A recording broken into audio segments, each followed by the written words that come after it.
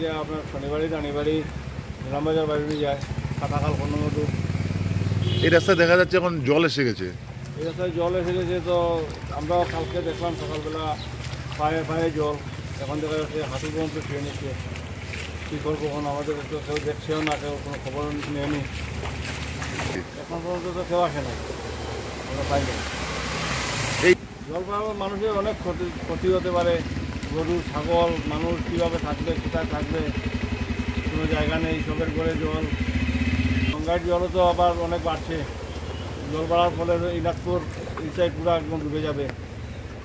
রাস্তা ক্রস করে জল যাচ্ছে। এখনই যাচ্ছে, রাস্তা ক্রস করে জল যাচ্ছে।